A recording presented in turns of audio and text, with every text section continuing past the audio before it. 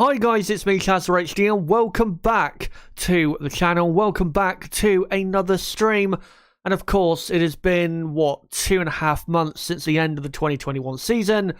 And now finally, we are at the beginning of the new season, the new era really of Formula 1 with these new 2022 regulations with the cars, as you can see on your screen. And I cannot wait to talk you guys through what has happened over the last 3 days in Barcelona, where we have had, the F1 have called it a shakedown, but it is basically the first pre-season test of the season. Started on Wednesday. Obviously, there was a test day on Thursday as well.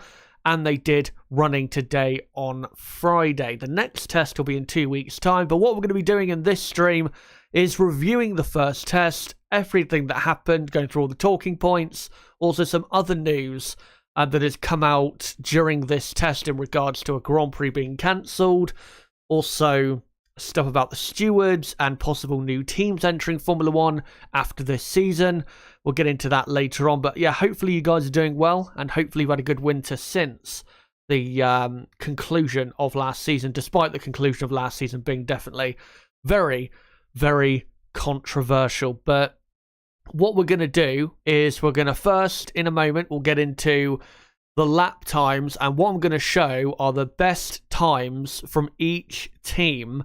And it'll be, a top 10 of the best times, but the only 10 times will be the best time from each team, as I'll show in a moment. Then I will go into each team, talk about how they've done, what to expect, I guess, going into the next test, and why certain teams are definitely not showing their full hand, or as much of a hand as they probably do have in 2022 as of yet. And then in the, second half of the stream, again, like I said a moment ago, we'll get into some of the news that has come out regarding some other things other than testing and the new cars over the last 3 or 4 days. But let's first get into the best lap times of the first pre-season test. Again, these are the best times from each team, and I will also, because I've written it out on my notepad that is just in front of me here, I will also read to you, because I didn't put it on the graphic that I, typed out or made. I'm also going to read out what tyre each time was done on, because it is very important to factor that in. So here are the best times. So the best time of pre-season testing so far is a 1:19.1 from Lewis Hamilton in the Mercedes. That time was done on the softest possible compound, the C5 compound. Sergio Perez, he did the quickest time for Red Bull in testing, a 1:19.556. That time was on the C4 compound. Also, I'll get onto probably this when we get onto Red Bull, but there's another lap time that was done by Max Verstappen earlier on day 3, which of course was today, that does kind of point to Red Bull looking kind of good at the moment. They got Lando Norris third, just behind Sergio Perez in terms of lap time by 0.012 of a second. McLaren, Norris did his time on the C4, so same compound as Perez. Charles Leclerc, the best time he and Ferrari could do in testing was a 1:19.6. That was on the C3 compound, which, as we'll get into later with Ferrari, does point to Ferrari definitely looking quite good, I think we can say, at the moment. And then the fifth time, I'd say out of the 10 teams, the fifth quickest team in terms of lap time, Sebastian Vettel, fifth there, 1:19.8. His time was done on a C5 compound. And then you got Gasly sixth in the AlphaTauri, 1:19.9. That was done on a C4 compound.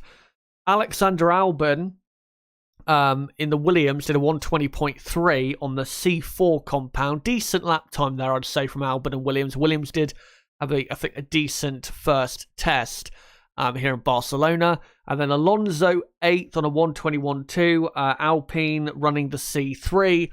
And then Haas and Alfa Romeo also did their best time on the C3 compound. You can see there Mazepin, 1:21.5, and yeah, C3 compound. And Guan Yu Zhou, best time for Alfa Romeo is what he did, a 1:21.8, and again, C3 compound of tyre. Now, later on, I'll get on to what I think the pecking order at the moment kind of looks like, even though it's going to probably completely change during the second test, where pretty much every team is going to be bringing an upgrade package to the second test. So even though I'll get into my thoughts as to what it's looking like pace-wise at the moment, again, do remember that it is likely to be quite a bit different in 2 weeks' time when we get to the second pre-season test. But first off, we will go on to Mercedes.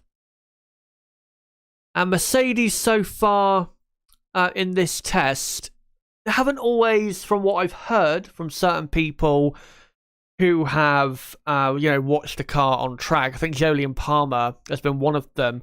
They haven't looked all that great. Jolyon Palmer has said that Lewis Hamilton has looked like he was struggling at times with the car in the corners, and it didn't look the most comfortable of rides. And in terms of the lower fuel running, of course, Mercedes did do, not just with Hamilton, but with George Russell as well, the two quickest times of testing so far. Russell did a 1:19.2 in the morning, so the two quickest times overall were from Mercedes, but again, they were on the softest compound of tyre, where McLaren, Red Bull, Ferrari did not go for that softest compound to do a lower fuel run on day 3 of the first test. So I think really coming away from this test, I mean, Mercedes, they're not looking bad.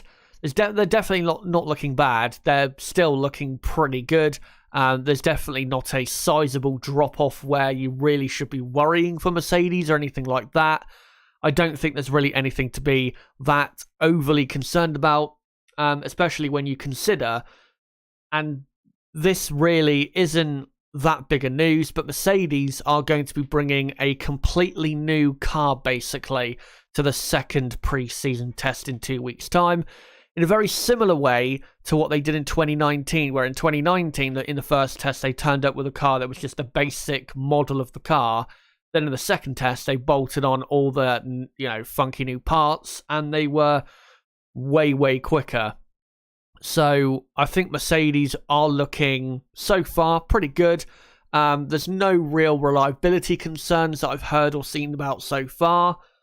And even though the car has looked, according to some, not that great through the corners at certain times, like I said, because of the new upgrade package that will be coming for Bahrain, and Mercedes are probably going to be upgrading their car the most, I would say, between now and the second test and also the first Grand Prix. Mercedes are going to be, I think, in still a decent or good position going into the new Formula 1 season.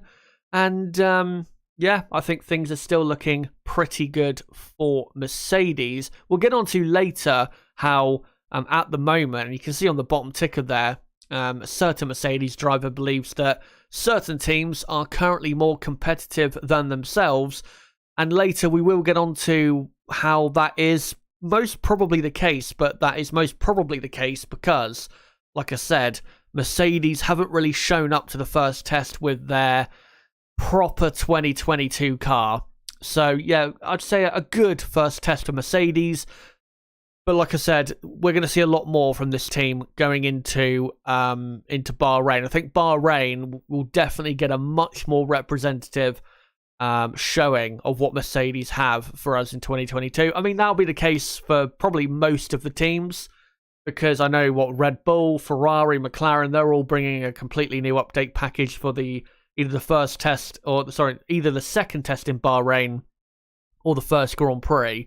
So all of those big teams will be probably much better looking than they have been in Barcelona so far going into, the first couple Grand Prix of the season. But yeah, Mercedes, like I said, I think there's a lot more definitely from them to be shown. So a good first test for them, and we'll see what they do in Bahrain. But next up is Red Bull. And for Red Bull, it's been, I'd say, 75% good, 25% not great. Like you saw just a moment ago with that picture of the Red Bull broken down, that was Sergio Perez on day 2, who suffered a breakdown in the Red Bull, which wasn't great from reliability side of things. But other than that, I mean, on day 1, they did lots and lots of laps with Max Verstappen. I think it was like 100 and... It was over 100. I think it might have been close to 150 laps that Max Verstappen did in the Red Bull. So, like I said, other than that breakdown on day 2, Red Bull have been, I think, pretty fine. And when they did push, because they were not really pushing as hard as other teams on day 1 and day 2. When they started to push harder on day 3, which of course was today, I think their pace looked pretty good. Again, like I said, Red Bull, Mercedes, Ferrari, McLaren, certainly the top teams are going to be updating their cars massively between now and the first Grand Prix. So the pecking order could easily be much, much different. And the pace of the cars could be easily much different in 3 or 4 weeks from now. But when they started to push things on day 3, which was today, the car did look pretty quick, especially I think compared to Mercedes, because like I said, Mercedes did a 1:19.1 with Lewis Hamilton on the C5, the softest compound, and Perez was only 0.4 of a second behind on the C4 compound, which is obviously at least a half a second slower, if not more, than the C5 compound. But for me, the most impressive lap time that was done by Max Verstappen, or done by Red Bull by Max Verstappen, that he did, I'm not sure if it was in the morning or the afternoon when he drove the car today, but he did a 1:19.7, which is only 0.2 of a second slower than Sergio Perez's time, the best time of what Perez did today, and overall the best time Red Bull did in the first test. Only 0.2 of a second slower, and Max Verstappen did that time on the C3 compound. Now, the C3 compared to the C5, the tyre that Mercedes ran, I mean, the difference in pace, it should be really around a second, especially around this circuit. So, for me, it does show that Red Bull definitely out of the blocks, fundamentally, do have a pretty quick car. Again, with the new updates coming in Bahrain, we'll see whether they move up or down the pecking order. But I think fundamentally, they do have a very quick car. And I think with Red Bull and Mercedes, which I think will be good from the perspective of the fans of the certain teams, Mercedes and Red Bull, it doesn't seem as though them upgrading and pushing harder on the development of their 2021 cars, longer into the season, doesn't seem as though so far that it's really had an effect on their 2022 cars, because they still look pretty quick. To me, Ferrari and McLaren have definitely closed the gap. Again, could change once Mercedes bring their full update package for Bahrain. Mercedes could end up being, way quicker. We'll have to see. But as it stands right now, the gap is definitely closer between Ferrari and McLaren, who were last year at the top of the midfield. It's closer to Mercedes and Red Bull, of course, who were the two proper front-running teams of 2021 and also pretty much 2020 as well. So, yeah, looking closer at the top, but Mercedes and Red Bull still looking pretty good. Of course, plenty of experience winning races and, of course, now championships over the last year and few years, if you count Mercedes into that. So, yeah, these two teams looking very, very good. Red Bull, I would say, are looking probably better at this stage compared to Mercedes. But that's probably because Mercedes have not really shown as much of their hand as of yet, say, compared to Red Bull. Even though Red Bull, they've already talked plenty about how they've got, a development coming for, I think, the second test and even probably the first race as well. Of course, second test and first Grand Prix both being held in Bahrain. So we'll see what happens with that. But yeah, good first test for Red Bull. Other than the reliability issue, they look absolutely fine. If you are a Red Bull fan, I don't see a reason to be concerned really at all at this point in time. But next up, we go to Ferrari. And, well, obviously, it is the best looking car on the grid. There is no doubt about that. Well, I'll get on to later what I'm going to do in terms of these liveries and in terms of talking about them. I'll get on to that later on. But first off, yeah, the Ferrari livery is without a doubt the best on the grid. Probably the best Ferrari livery I have seen, definitely since the Michael Schumacher days at Ferrari. It's an absolutely unbelievable livery, I have to say, and just such a good looking car. And really, you'd have to say, coming out of the first test, the best looking team in terms of reliability, the way the car looks on track according to people who've seen the car on track, and even according to other drivers and teams, the best team by the looks of it so far is Ferrari. You may say that's not a surprise because Ferrari have been developing this car for so long. They've really been developing this car massively since 2020, because obviously in 2020 they were really bad, decided to then shift all their focus to 2022 in the hope that it would bring them back to the promised land. And, well, so far it looks very, very good. Both drivers, by the sounds of it, have had no problems at all. And if you look at the lap times and how the Ferrari has looked, it looks consistently quite quick. And even George Russell, as we'll get on to later on, he even said that on low and high fuel, it looks absolutely fine. So the Ferrari team and Ferrari car definitely coming out of this test looking very, very good. And I think that lap time Charles Leclerc did on the second day of testing, which was yesterday, where he did a 119.6 on the C3 compound, when Lewis Hamilton today did a 119.1 on the C5, it shows you that Ferrari do have a very quick car in 2022. Even though Mercedes, I think they'll probably have the most development between now and the first race out of any of the teams. Ferrari are definitely looking very, very quick out of the blocks and fundamentally look as though they do have a quick car for the 2022 Formula 1 season, which of course is great to see. It's great. It would be great if Ferrari are back into the position they were in, 2018, 2019, where they were consistently able to compete for victories, hopefully even the World Championship. It'd be great if we had a 2 or 3 team fight for the championship in 2022.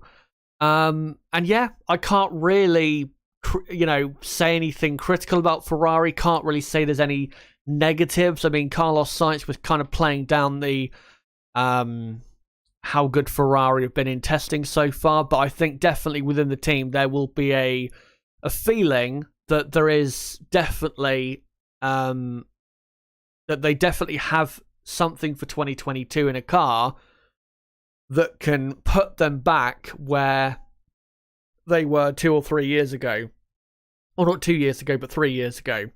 That's definitely, I think, the feeling coming out of this first test. Not even just from Ferrari, but the overall F1 paddock. So, yeah, great to see. And that lap time, like I said, from Charles Leclerc, 119.6 on the C3 compound, compared to Hamilton, only half a second quicker on 2 compound softer tyres. Yeah, again, we don't know the fuel loads and that, but I mean, they were on probably similar fuel loads, I'd have to guess, because if you're going to do a low fuel run, it's not going to be a massive difference really in the fuel load. Ferrari are looking very, very good, and I would say coming out of this test, Ferrari are looking as though they are currently the best team, but that can easily change in 2 weeks' time in the second test with new developments to the Mercedes, Red Bull, McLaren, and even other teams as well. So just because they're looking very, very good now and probably come out of this test looking the best out of anyone does not mean they are going to win in Bahrain in 3 weeks' time, the first Grand Prix of the season. Doesn't even mean they're going to win a race this season. It just means that right now, as it stands, as I speak, they look good, which is good to see, but hopefully that'll continue into the second test and into the first couple Grand Prix of the season. But yeah, great to see Ferrari looking good. And next up, we'll go to McLaren. And McLaren also have looked pretty good this week in testing. Not as good as Ferrari. I think Ferrari definitely look as though they are ahead of McLaren. Ferrari and McLaren have done very similar programs in terms of their low and high fuel running and when they've done it. So they've been kind of similar. It's not like, McLaren have been doing high fuel runs at the same time Ferrari have been doing low fuel runs. They've been, again, kind of doing it at similar times and that. And McLaren do look, I would say, good. And I think they definitely look as though they are, in terms of the gap, like I said earlier with Mercedes and Red Bull, I do think the gap has definitely been closed to Mercedes and Red Bull by Ferrari and McLaren. By the sounds of it, the McLaren car has looked good on track. Lando Norris's best time was a 1:19.5 on the C4 compound, which compared to the Mercedes best time on the C5, only 0.4 of a second quicker, is a pretty good lap time, I think, from Lando Norris, and a pretty good indication that the McLaren car definitely is, at the moment, and like I said, easily could change in the second test with new updates, but at the moment, it's definitely within the ballpark of, Mercedes, Ferrari, Red Bull, in terms of pace at the moment. And the car, if it looks good on track, then it should be a good car for 2022. Other than that, there's not really that much to say when it comes to McLaren, because there's not been that big a news. There's not been actually that much fuss made about McLaren so far in testing, other than a couple drivers saying that they look, pretty good. It's not really been a absolutely eye-catching test from the McLaren team, but they do look good. They look kind of like a dark horse at the moment, compared to the other three top teams in Red Bull, Ferrari, and Mercedes at the moment. So we'll see how they do in the second test. I think I heard that McLaren, I'm not sure if they're bringing an upgrade to the second test. I think they probably will, but I think their biggest upgrade package, will be coming for the first Grand Prix. I think I heard them say that at their car reveal. So McLaren might be a bit late to bloom in terms of what we see in Bahrain in 2 or 3 weeks' time. But fundamentally, so far, it looks a good car. So nothing really to complain about. And McLaren look as though they're making yet another step in the right direction. Next up is Aston Martin. And Aston Martin, of course, there were plenty of hopes coming into 2022 that, they'd be quick this season and would be able to certainly give one of the top 4 teams a run for their money in 2022. But so far, we haven't really seen that much of them. They've not done as many laps as other teams, Ferrari, for example, and Red Bull. I think day one, they didn't actually do, one of the days, I don't think they actually did as many laps as they were hoping. They did eventually, on day 3 today, they did eventually do a proper low fuel run. As Sebastian Vettel did a 1:19.8, but it was on the C5 compound. And when you compare that to, Hamilton was 0.7 quicker on the same tyre. Leclerc was 0.2 quicker on a compound 2 compounds harder. You have to say, so far, Aston Martin aren't looking great.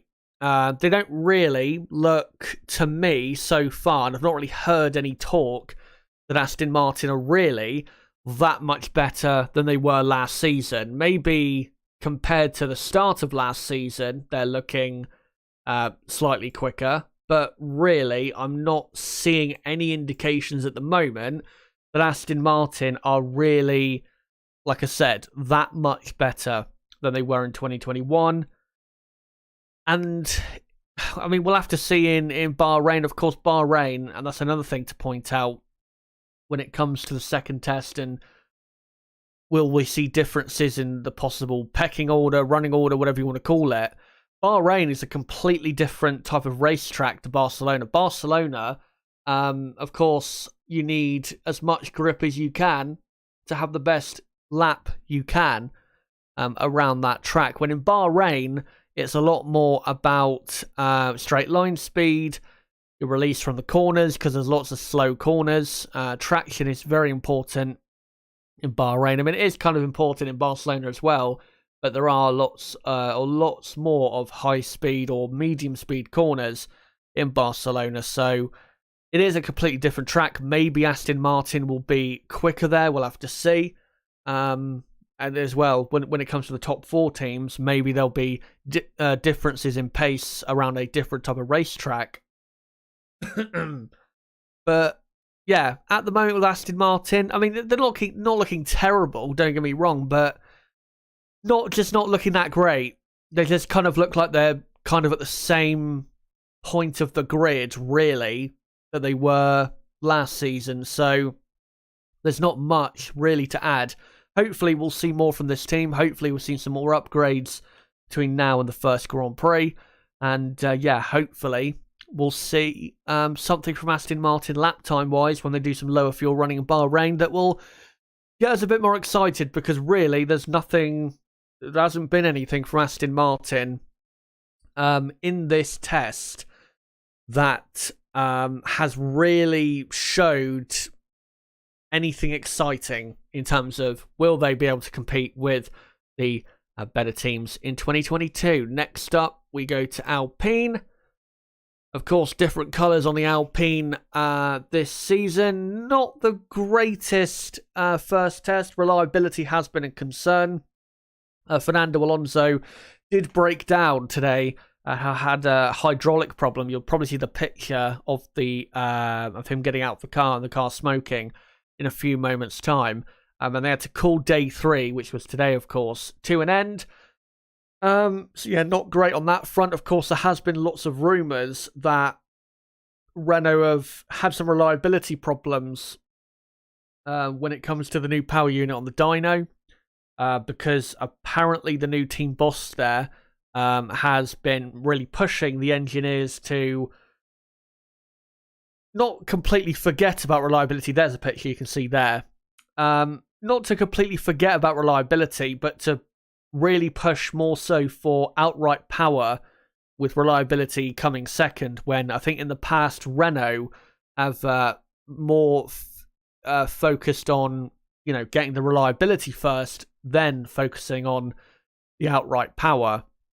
So yeah, there was concerns coming into this test. I mean, on the first day of testing, didn't really seem to be an issue, because I think Fernando Alonso did over 100 laps or so.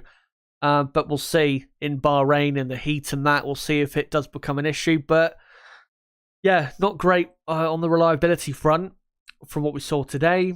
And also, Alpine are one of the other teams, along with Mercedes, that have a massive new upgrade package that is confirmed to be coming for the second test. So what you've seen from Alpine so far this weekend, morning Grand Prix mode, from this test is nowhere near what they're capable of in 2022. Their best time was a 21.2 by Fernando Alonso on the C3 compound, which if you compare that to Aston Martin, 119.8 on the C5.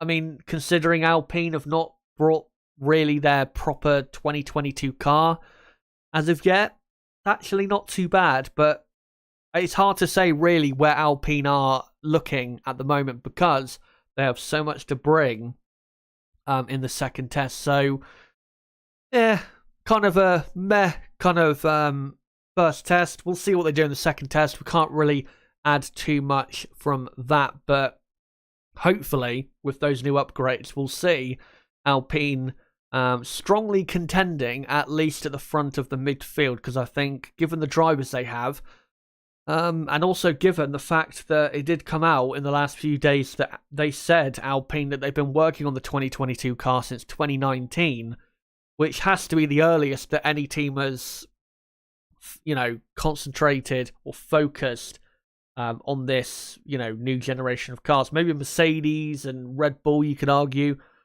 were focusing as early as that, but considering they've been focusing on these cars since then, you would hope that they would be, by the time we get to the first race and the start of the Formula 1 season officially, you'd hope that they would be in a decent position. So we'll see what they will be able to do. Next up is AlphaTauri.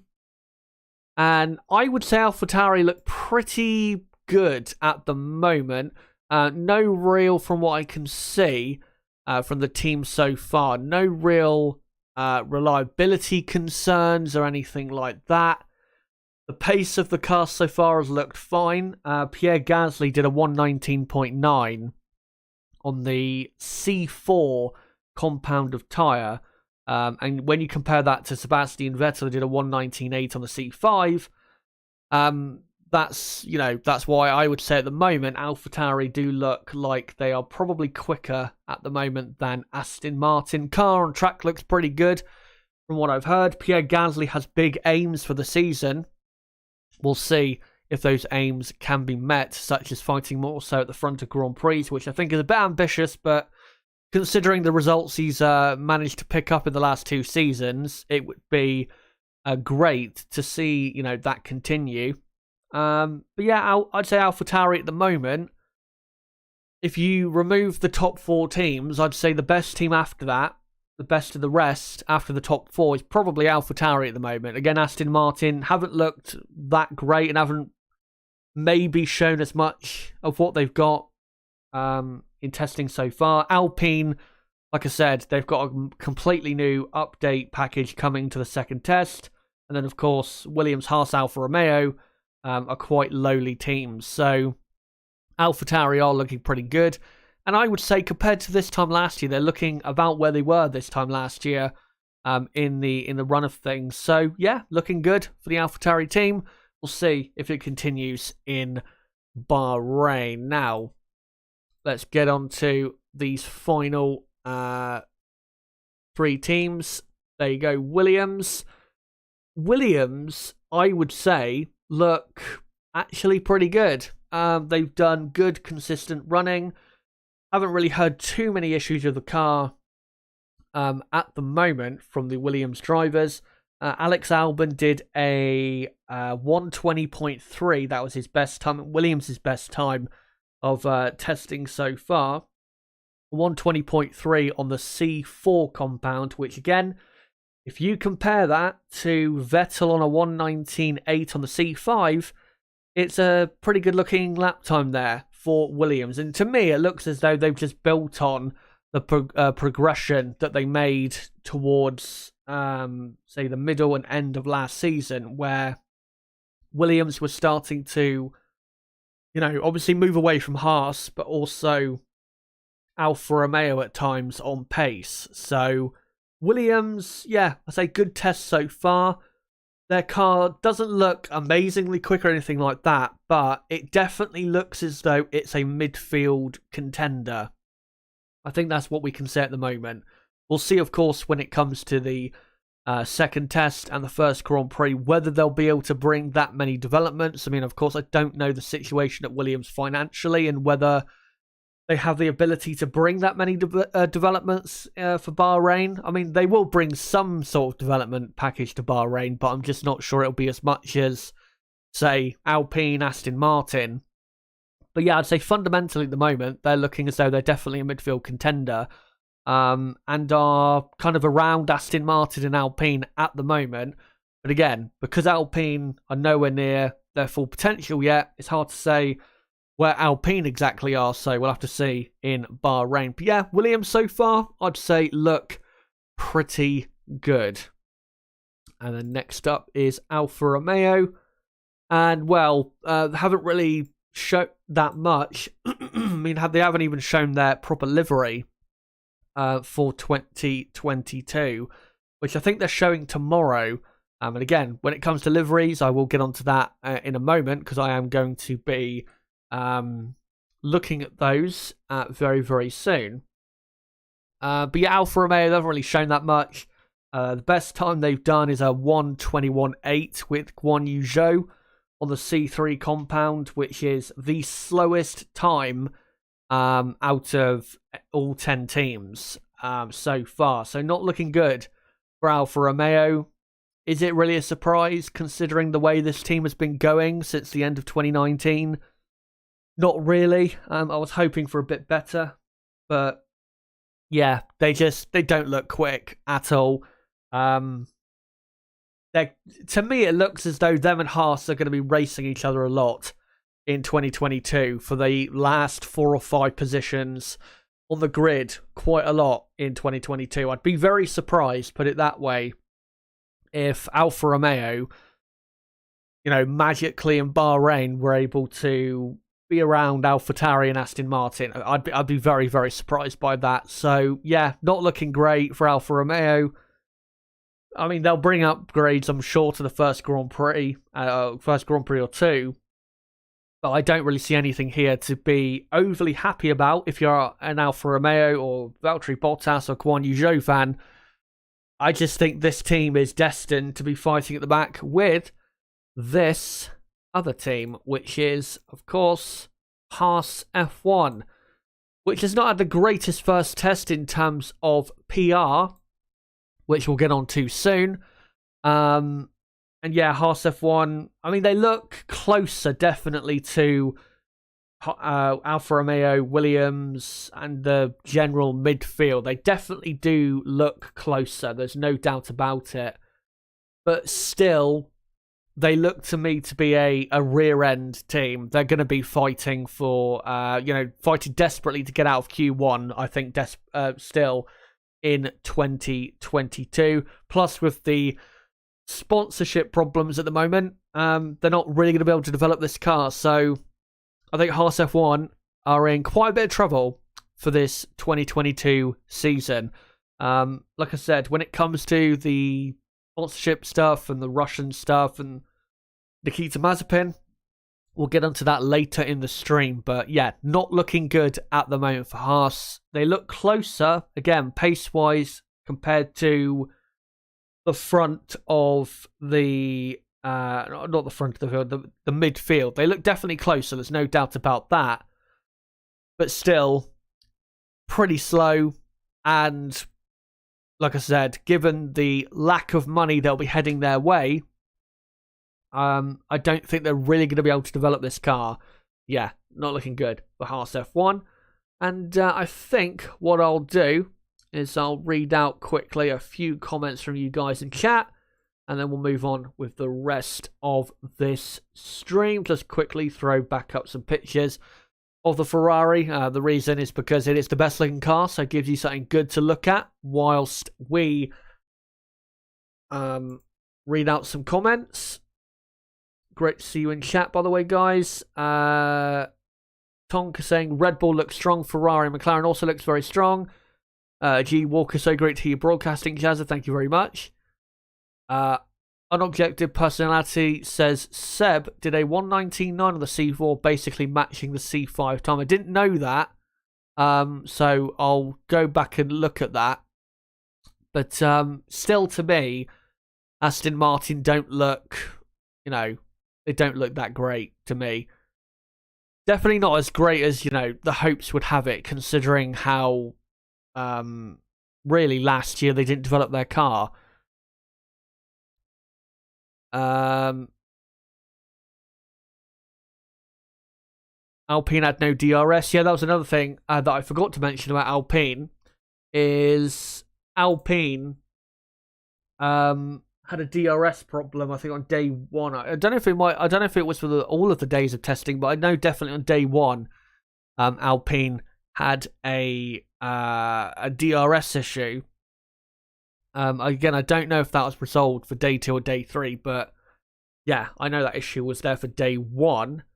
But the time, or the best time Alpine were able to do over the course of testing was today. So if they did fix the issue before day 3, then they did it with DRS. But if they didn't have DRS, then shows that fundamentally they probably do have quite a quick car for this season. But I think we're now just going to move on to the rest of the topics. So let's first get into Lewis Hamilton. Of course, he's racing in 2022. There was no doubt he was going to race in 2022 because, Lewis Hamilton signed a contract. He's not going to just quit because one thing didn't go his way.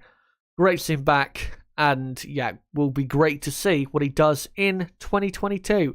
But he made some comments on the first day of testing in regards to the stewards. If you guys didn't know, you've probably already seen Michael Masi has been fired, and the new race director will be alternated between the two people who are race directors for, I think one is for WEC and the other one is at WRC or another series. I'm not quite sure, but I know one of them is for WEC.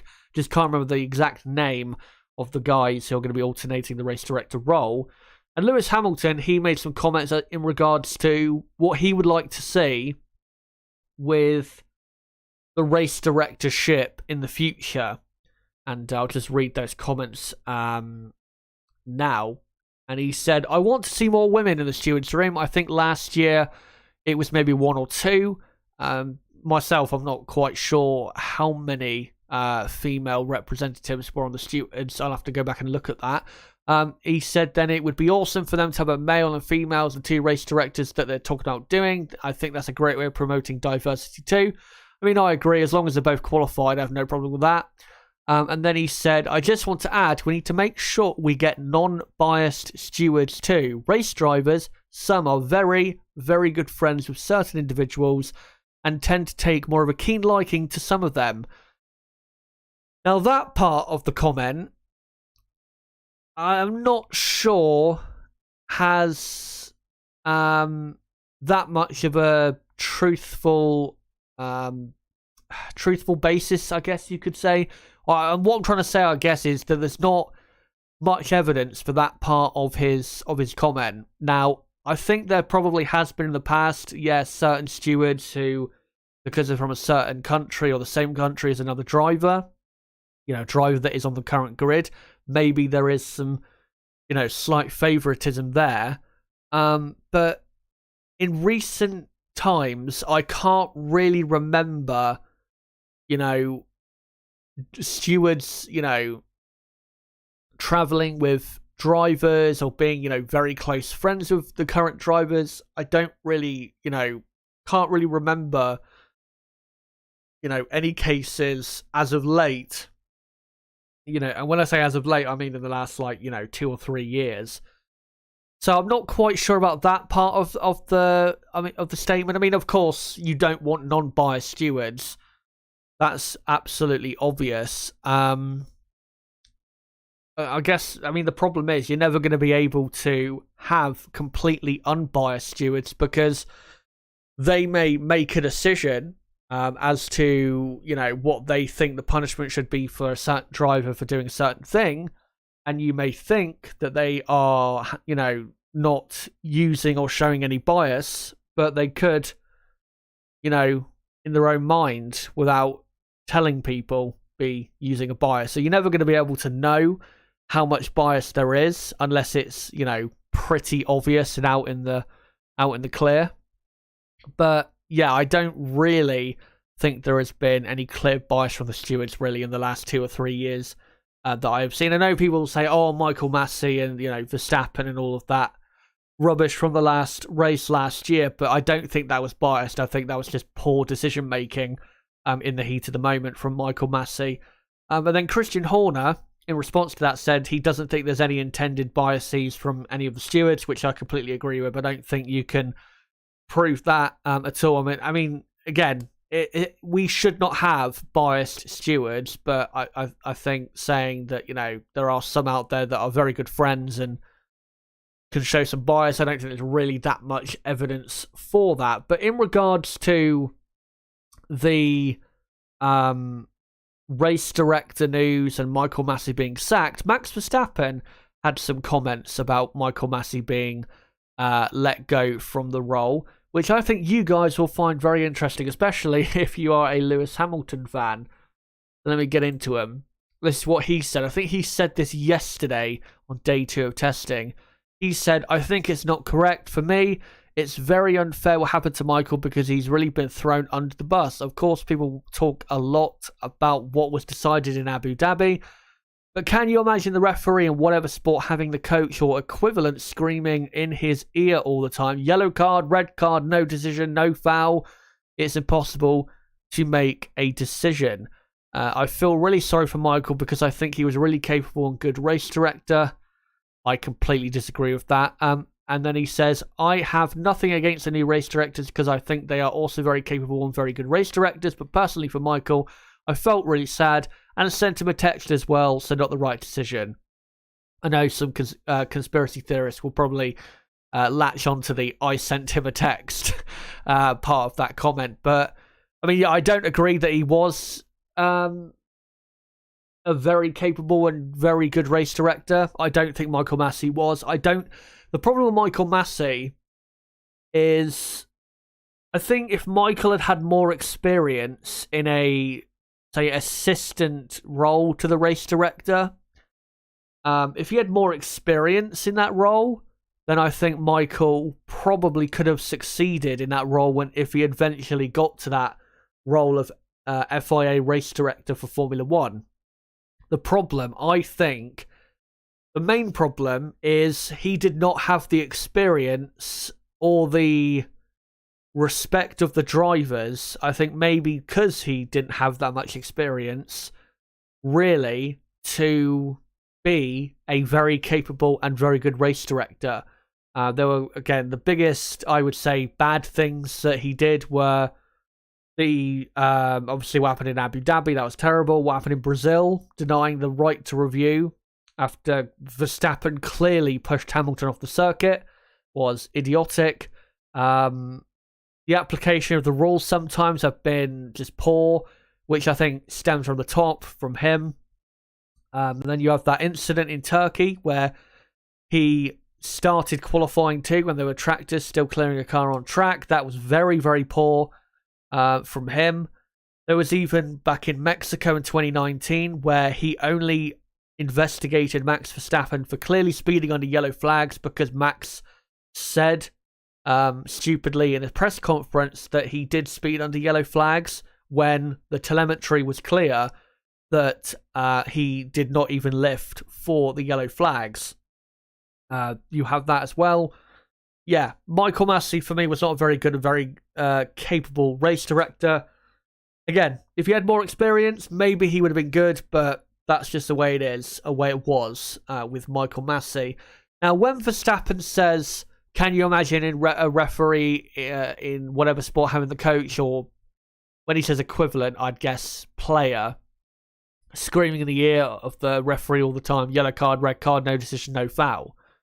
Basically, abuse or, getting very angry with the referee. I mean, yeah, it is a difficult situation for the referee or the race director or whatever you want to call it in that role.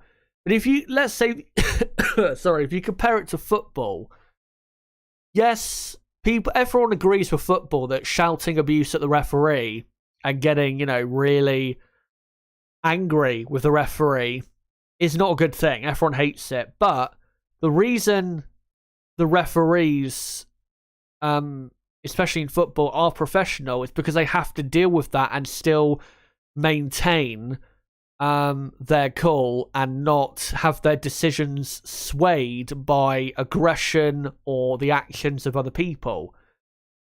They have to maintain that professional manner and professional, I guess, mentality.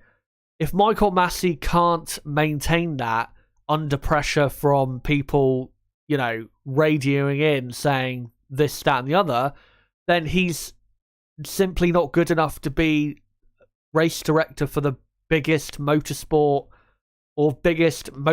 series in the world. It's as simple as that. Charlie Whiting, we didn't used to hear the FIA and team radio back when Charlie Whiting was the race director, but I'm sure back then the same thing would happen with Charlie Whiting and the pit walls of Mercedes, Red Bull, Ferrari, and so on and so forth. I'm sure the same thing happened.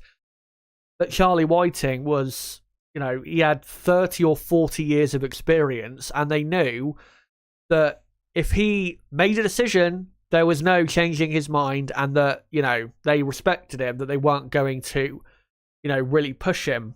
When with Michael Massey, because he's not experienced, he's not qualified enough for the role, that's why they were, the pit walls were trying to push him into decisions and forcing him into doing stuff. So at the end of the day, Michael Massey, again, right decision that he's gone, just wasn't a good enough race director, and hopefully the dual acting race directors that we'll have for 2022 will provide a better solution to the race director and stewarding of Formula One. But now let's move on to our next topic, and that is the topic of the Russian Grand Prix. Now, I don't need to really get into it massively, do I? The news about Russia illegally invading Ukraine, which we've all seen in the last 2 days, very horrific. And by the way, if there's anyone listening from Ukraine, my heart really goes out to you at this current time. Really, honestly, just awful what's happening there. But obviously, the Russian Grand Prix and it happening was always going to come under pressure once that action was taken by the Russian President Vladimir Putin. And over the last couple of days, the pressure was really ramped up when Sebastian Vettel announced that he would boycott the Russian Grand Prix. Great decision by Sebastian to do that. I know people will say, and I do agree with them to a certain extent, that it is a bit hypocritical, because why couldn't he do that for, say, Saudi Arabia and, other places like China in the past? I agree to a certain extent, but at the moment, I think definitely it was the right stance for him to take, Sebastian, when it came to the Russian Grand Prix.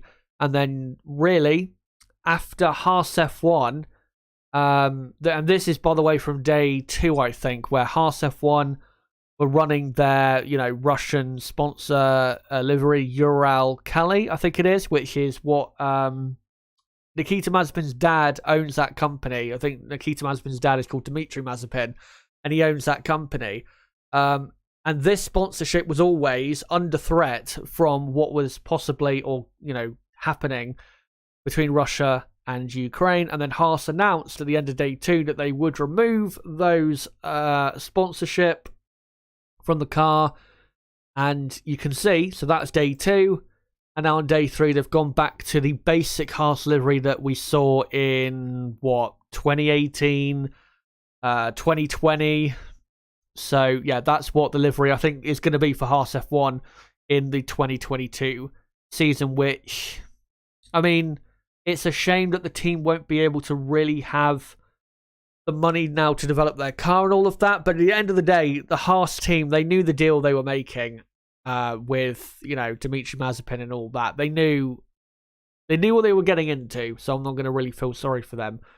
And also, Nikita Mazepin, his seat in the Haas team looks to be very much under threat, because now the sponsorship stickers, are all gone for the Haas car. Basically now, the sponsorship from Dmitry Mazepin's company, that partnership is pretty much over now.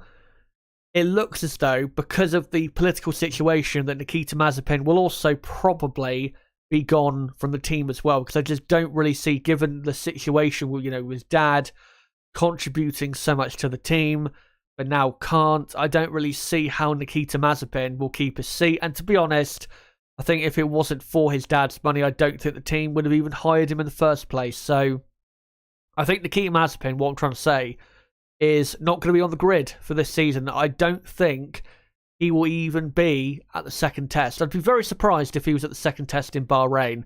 I think what you'll most likely see for 2022 is Mick Schumacher and Pietro Fittipaldi as the Haas F1 lineup, which I think would be better quality lineup. Yeah, that's the situation by the looks of it at Haas F1. And of course, as I forgot to mention, the news came out today from F1 that the Russian Grand Prix has officially been cancelled due to Russia's, again, illegal invasion of Ukraine. So the Russian Grand Prix is off the calendar.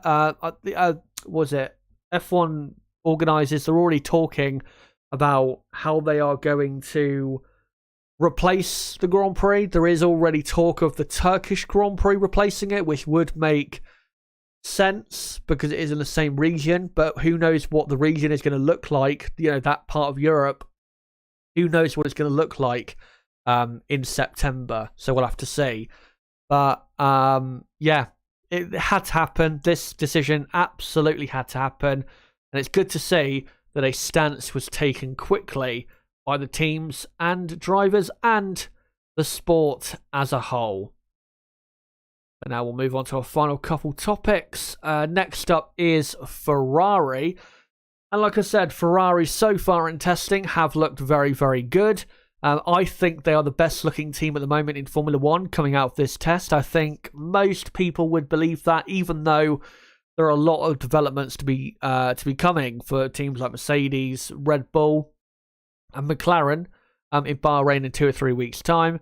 But Ferrari are looking very, very good. And even Mercedes driver George Russell believes that Ferrari and McLaren are definitely, at the moment, ahead of Mercedes. This is what he had to say.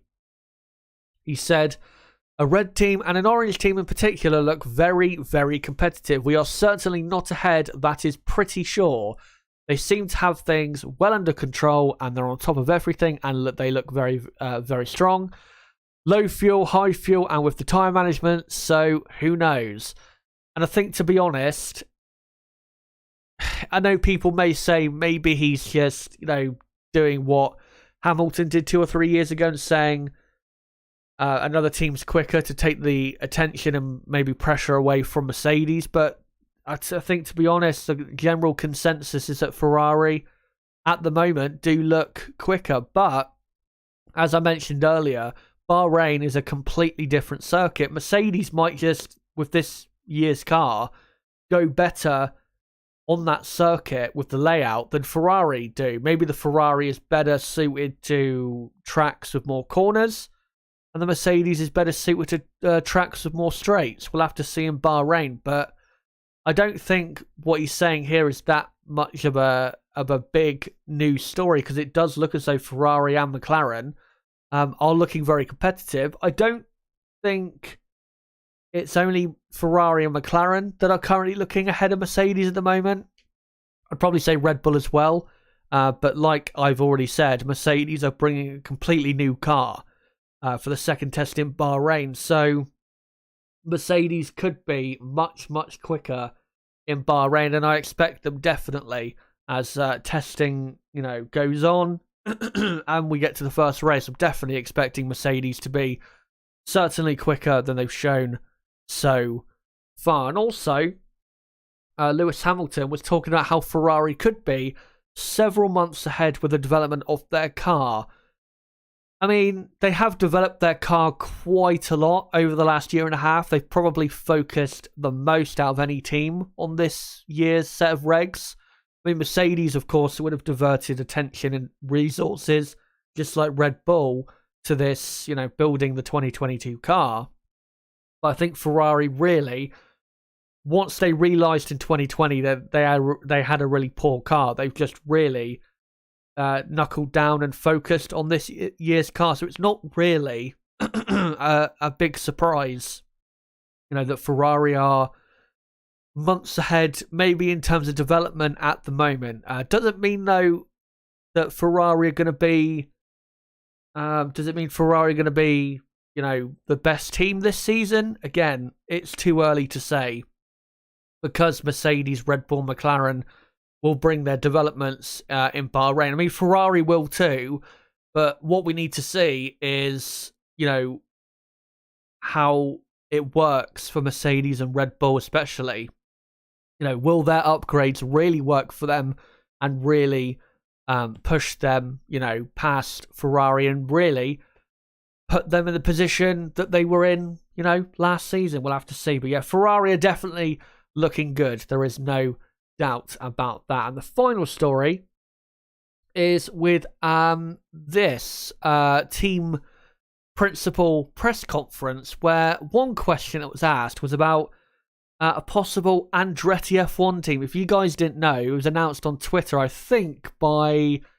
I think Mario Andretti basically announced that his son, Michael, was trying to enter an F1 team, the Andretti F1 team, for 2024, and even claimed that he had secured an engine partnership as well, which is certainly very good news if that is the case. The FIA then said, we will not comment at the moment on possible new entries. I'm sure Liberty Media will be very pleased about Andretti trying to enter into Formula One. Of course, Andretti tried to take over the Alfa Romeo team, but it fell through at the last moment because of a last-minute hurdle that they weren't willing to jump over or to go for. But the reason I want to pay attention to this press conference is that Toto Wolff came out and said that if Andretti is going to join Formula One, it needs to show that it adds value to Formula One, which, to a certain extent, even though the extent doesn't, for me, have to be that big. I mean, yes, it does to a certain, again, very slight extent, has to show that it adds value. I mean, they can't be a team that's, outside of 107% of the quickest team, obviously, because then they're just a complete joke team that adds nothing to the show.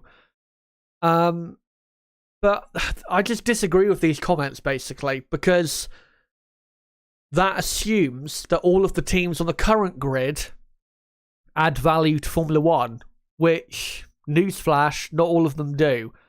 Mercedes, Ferrari, Red Bull, McLaren, of course, they add value to Formula One.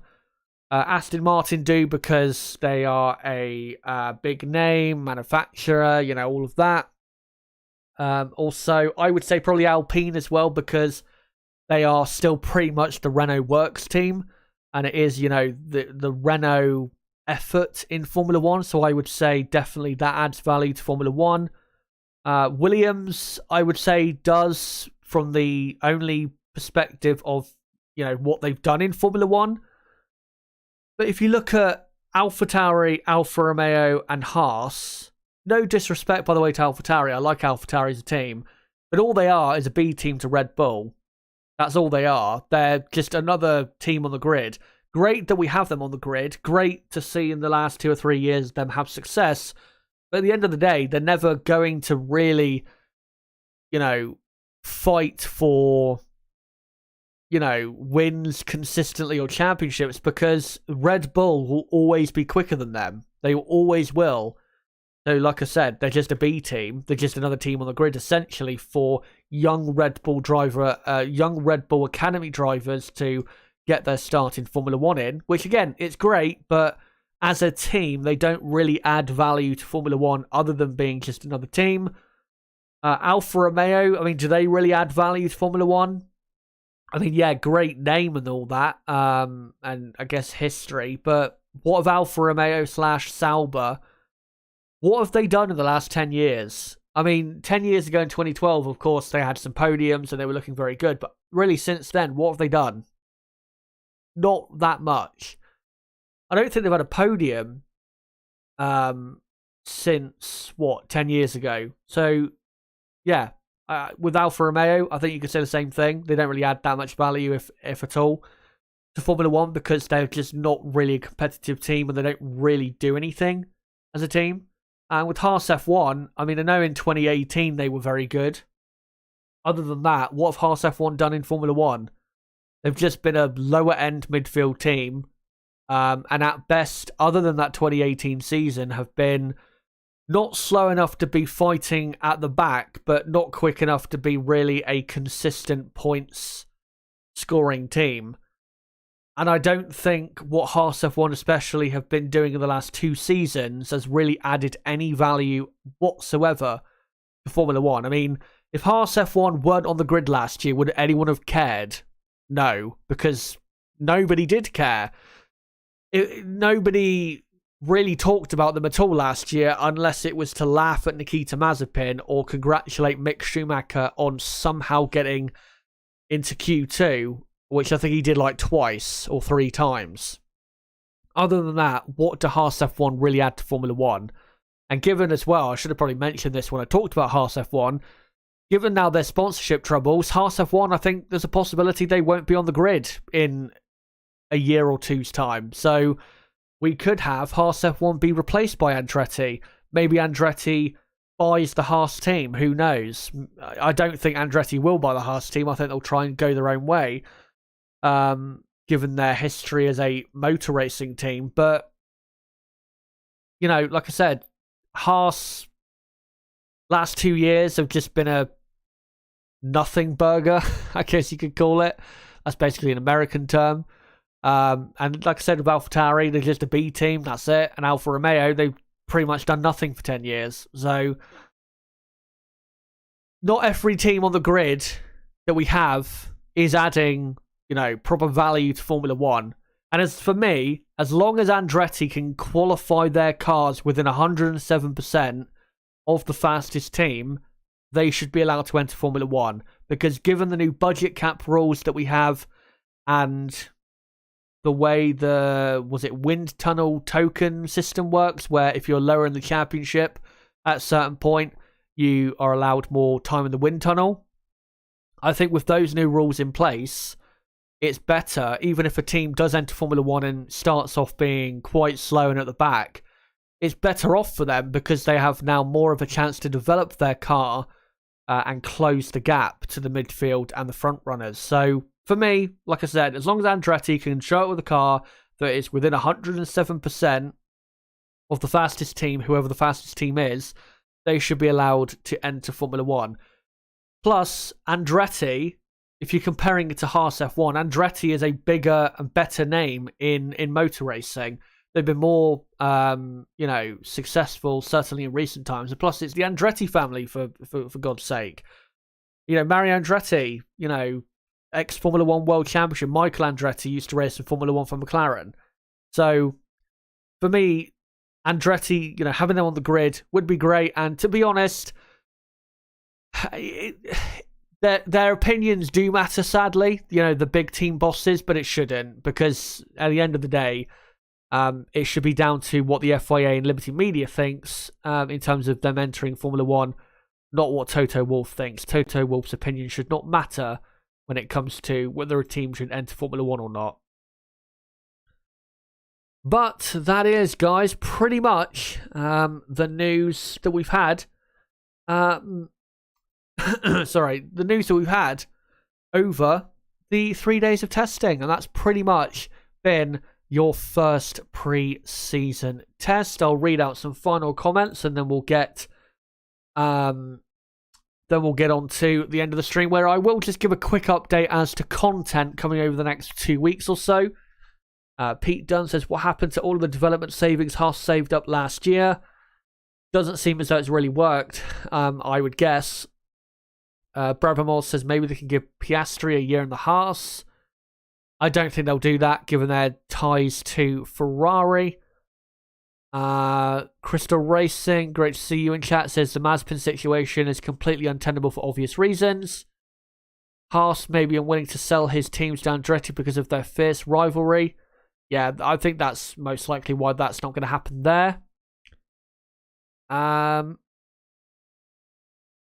is far too expensive for new teams to join. Cost cap does not go far enough. I mean, it could go further, but I think it's still the compromise that they've got to is fine.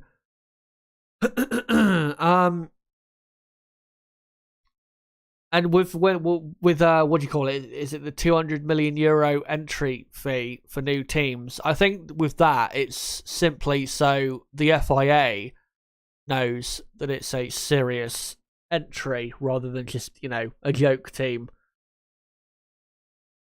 Great stream chat. Thank you very much for that. An objective personality asks, what do you think the pecking order is at the moment? Before I go, I may as well get into it. So, and again, please do not think that this is now the pecking order for the season.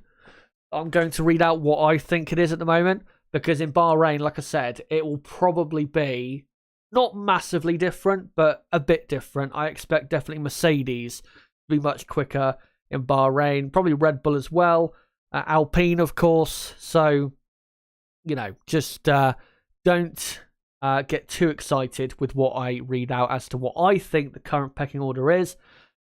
And yeah, as it stands, after the first 3 days of testing, where the cars, they've got some development on their cars, but not that much, this is what I would say the pecking order is at the moment. So I would say Ferrari first, Red Bull second, McLaren third, Mercedes fourth, AlphaTauri fifth, Aston Martin sixth, Williams seventh, Alpine eighth, Haas ninth, and Alfa Romeo 10th. Now, again, I think Ferrari being the quickest team or best looking team from this test, I think most people are in agreement with that. Red Bull, I think today really showed that they do have a strong car. McLaren, everyone's been saying that they look good as well. Mercedes, even their own drivers have come out and admitted that they're not looking that great at the moment, but that's because they have a lot more development to come. And then with AlphaTauri, Aston Martin, Williams and Alpine, they're all looking like they're kind of around the same area. I think with, me saying Williams ahead of Alpine, that's simply because Alpine, I think one, have not pushed as hard as they could have, but secondly, they have a lot more development to come probably than Williams do. So I'm expecting Alpine to definitely be ahead of Williams come the first race in Bahrain. And then, Haas, I think, are quicker at the moment than Alfa Romeo, but that might be because Alfa Romeo have not pushed as hard as they could have. But I think Haas and Alfa Romeo are definitely the two slowest teams right now in Formula One, which was the case in 2021. But guys, so that is it for this first test review. Thank you guys for coming along to the stream. Nice to do a stream for once. An hour and 12 minutes we've been going now. So yeah, great to be back doing this. And let me just give a quick update as to what I'm going to be doing in regards to content between now and, I guess, to do with as well the second pre-season test. So there will be a video coming out on the channel on Monday, which is going to be me doing a video that you may have seen other people do, but I'm going to do for the first time, which is I am going to rank the car liveries, and I'm going to do, obviously, 1 to 10, what I think the best and worst liveries on the grid are. You guys can, come along to the video and give your opinion as well. Be great to see you guys there. And, I mean, I don't think it's a secret who the best livery is, but when it comes to the other ones, I think you might be surprised what I have to say. So, yeah, make sure to come along to that. That video will be coming out on Monday, probably lunchtime or something like that. And then after that, there won't be any content on the channel after that for about a week. And then the next piece of content, which will be the first piece of content of March, will be on Wednesday, March the 9th, I think. And that will be a roundup of the news that has been since the first test up until basically the second test, and also will kind of serve as well as a preview for the second preseason test in Bahrain. And then, guys, what I'm going to do for the second test is, because it will be televised, thank the Lord that it will be televised, I will be going live for every single minute, second, whatever you want to call it, of the second test. I'll be doing all 8 hours in a watch-along. Obviously, we split up into 2 separate watch-alongs, one for the morning session, one for the afternoon session. They'll be live for all of testing on the Friday, Friday the 11th of March. I'll be live for all of testing on Saturday the 12th of March, and then live for all of testing on Sunday the 13th of March, which is the final day of testing. And then later on that Sunday, I will probably do a review of pre-season testing. And we'll get into, who we think is looking as though they're, got the quickest car, slowest car, all of that. So yeah, that is the plan between now and the end of testing. And the end of testing is in, 16 days from now, I think. So that is what's coming up on the channel. Hopefully you guys will join me for those watch-alongs. Again, it'll be a 4-hour morning session and 4-hour afternoon session for each of the 3 days in Bahrain. So that's what I'll be doing for that. And hopefully, again, you guys can join me for that as we react live to the lap times and look at the cars properly on TV for the first time and get to see who has the best cars in 2022. So make sure, guys, to come along to those streams. And again, if you are new to the channel, don't forget to subscribe for more content like this, or content that's coming your way like I just described. Bottom right of the screen, you can subscribe right there, or go to my homepage and do it there. And whilst you're there, hit the notifications bell as well. Smash the like button and share this video and channel everywhere you can. But guys, until my video on Monday, ranking and reviewing all the liveries of the 2022 cars. Of course, Alfa Romeo will be revealing their livery tomorrow, the final livery reveal of the year so far. Until that video, and until my next stream, which will be March the 9th, Wednesday, March the 9th at probably 7 PM UK time. And until the second test, where I'll be doing watch-alongs for every second of the second test. Until then, guys, it has been me, Shazza HD. Goodbye.